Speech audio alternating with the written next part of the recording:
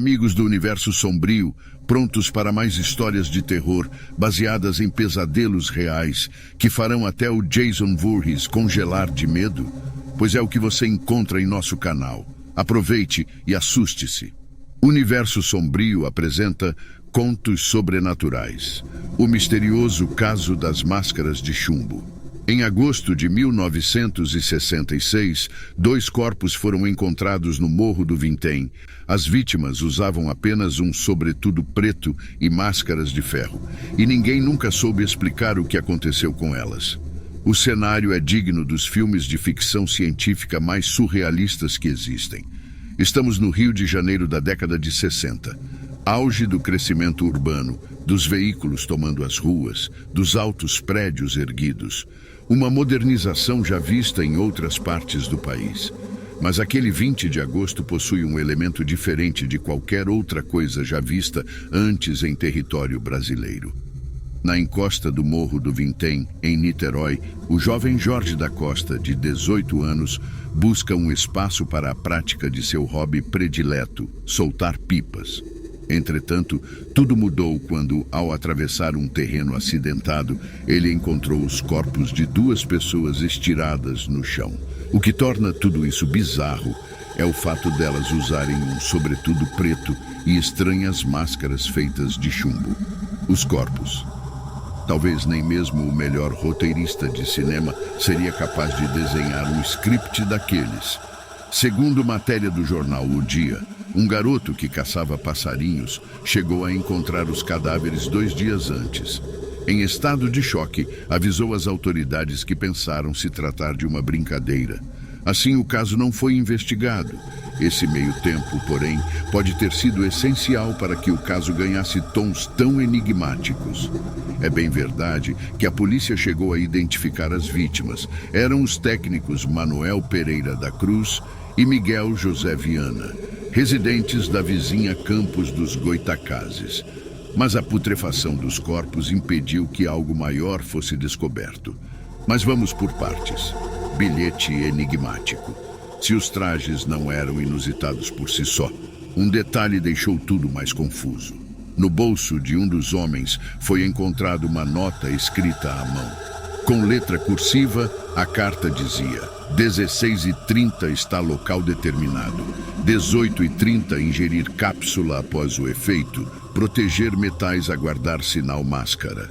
Num outro bloco de notas, mais coisas escritas, agora com códigos de referência para válvulas eletrônicas. 2 toalhas molhadas também estavam perto dos corpos, assim como uma garrafa de água vazia. O caso logo gerou um reboliço por toda a comunidade.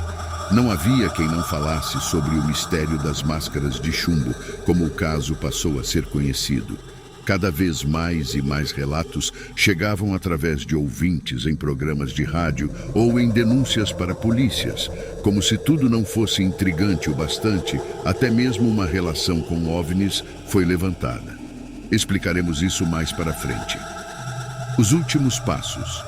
Segundo a reconstituição feita pelas autoridades, Manuel Pereira e Miguel Viana haviam deixado sua cidade natal em 17 de agosto, dizendo às esposas que iam comprar materiais de trabalho em São Paulo.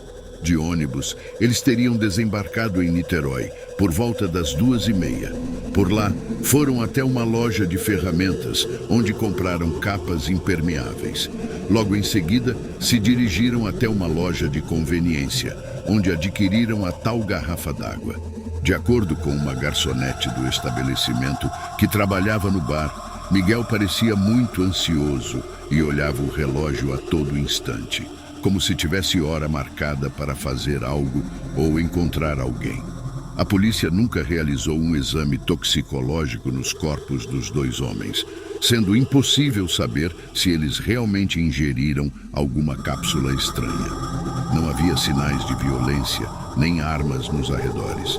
O estado de putrefação dos corpos também impediu alguma resolução mais completa.